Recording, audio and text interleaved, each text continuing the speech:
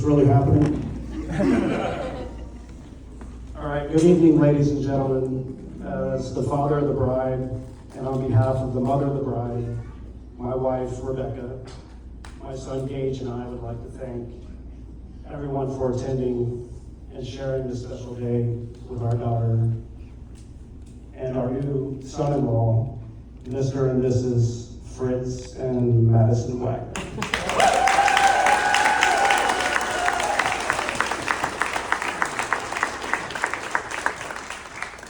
Many of you have traveled from out of state to be here today, so again, thank you and welcome to Florida. Some people call this heat climate change, but for us locals, this is just August in Florida.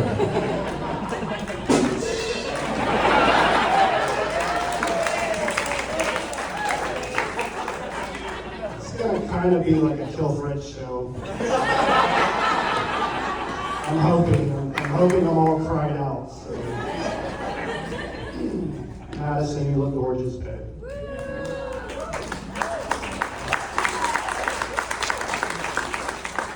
You're a beautiful bride. Fritz, you look.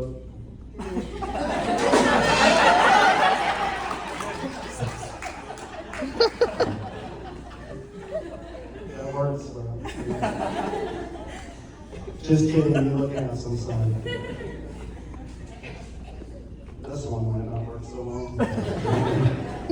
You guys look like wedding cake toppers. It gets worse.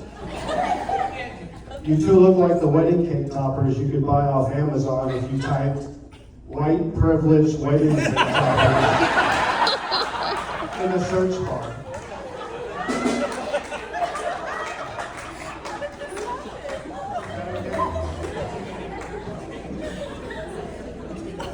I hope I'm not bothering. All right, I'll switch gears. This October 20th will be 24 years since that beautiful young lady over there wearing the wedding dress was born. I know some of y'all are doing math right now, but we're still together, so.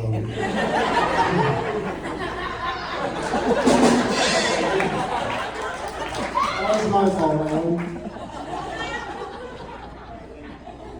I can remember it like it literally just happened yesterday. Holding her for the first time, just staring at her cute little face. The wonder and imagination of the future yet to come in her eyes. She made me hopeful. But the crazy thing is, I thought about this moment here today, even then in the hospital. Back then it was just a blank canvas in my mind that my imagination would fill in, but I thought about this. And the realization would creep in that one day we would give her away. And naturally, I didn't want to think about that. The older she got, the quicker I would squash that thought or any conversation about guys. I would always tell her, you don't need any boyfriends. Not until you're 30.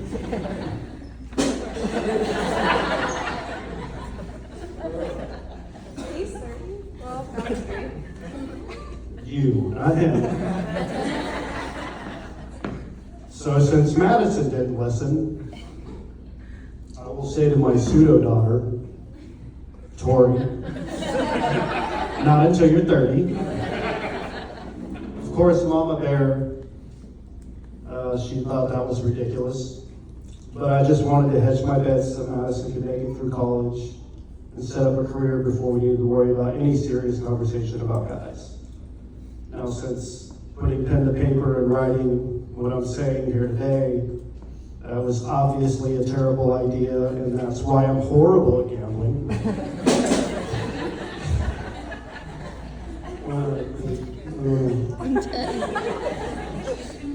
I guess I was just always in denial that our little girl was growing up fast and becoming a beautiful young lady, and sooner or later I'd have to face that reality. Well, about 3 years ago, Madison came home from college in Nashville and planned to finish school at USF. When out of nowhere, this handsome, blue-eyed, young David Hasselhoff from Matthew McConaughey looking guy just shows up. Right from the cornfields of Iowa. He just strolls into my daughter's field of dreams. And he's standing in my kitchen. I added that drum. Madison introduced us, and we locked eyes and shook hands. We made a little small talk, and then they left to go out somewhere, and I thought to myself, uh-oh. Nobody knows this until now, but I actually walked over to the window, and I crept out the blinds, and I watched it. I don't know, I just had this weird feeling. And they walked over to his black car. He opened and held the door for her, just like I hoped he wouldn't do. So I could use him against him later. I knew that she'd come home and ask me, Dad, did you like him? And I was going to be like, he didn't even hold the door for you. But that didn't work, obviously. And I said, damn it, McConaughey. I could see he was raised well. And with that, I'd like to stop here and thank Fritz's parents, Frank and Teresa. Because even,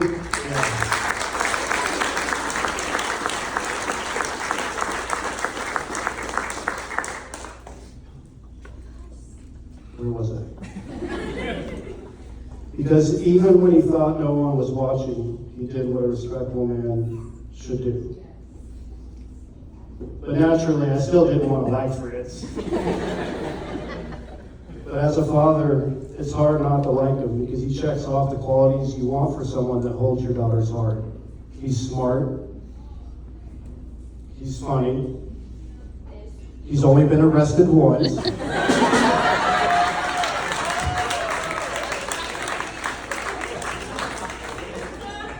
That we know of.